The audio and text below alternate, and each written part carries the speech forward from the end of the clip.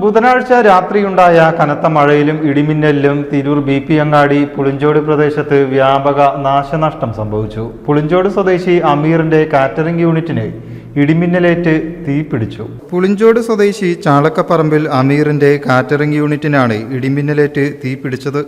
Catering ആവശ്യങ്ങൾക്കായി വെച്ചിരുന്ന വിറക് ശേഖരവും വിലപിടിപ്പുള്ള പാചകപാത്രങ്ങൾ ഉൾപ്പെടെയുള്ള ഉപകരണങ്ങളും പൂർണ്ണമായും കത്തി നശിച്ചു.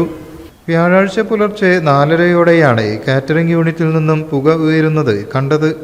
ഉടൻ തന്നെ സമീപവാസികൾ വിവരമറിയിക്കുകയും അടുത്തുള്ള വീട്ടിലെ മോട്ടോർ ഉപയോഗിച്ച് വെള്ളമെത്തിച്ച് തീയണയ്ക്കുകയുമായിരുന്നു.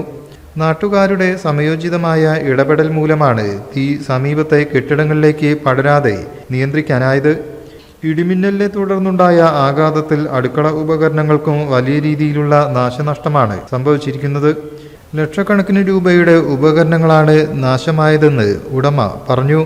അപ്പൊ വിളിച്ചു നോക്കുമ്പോൾ ഒന്നാകെ കത്തി, ഇവിടെ നിറച്ച് വിറകായിരുന്നു, പാത്രങ്ങളും വിറകുമായിരുന്നു, ഒന്നാകെ കത്തി ചാമ്പലായിട്ടുണ്ട്, കെട്ടിട്ടില്ല.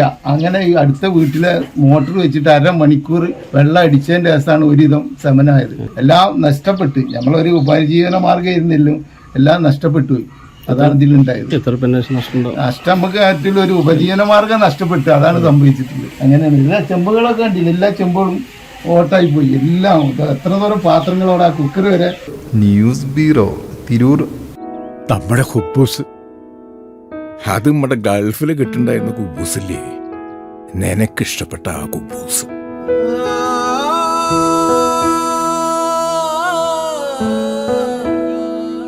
പ്രവാസികൾക്ക് മാത്രല്ല, ഇപ്പൊ നാട്ടിൽ എല്ലാവർക്കും അൽദാൻ കുബൂസ് മാത്രം മതി.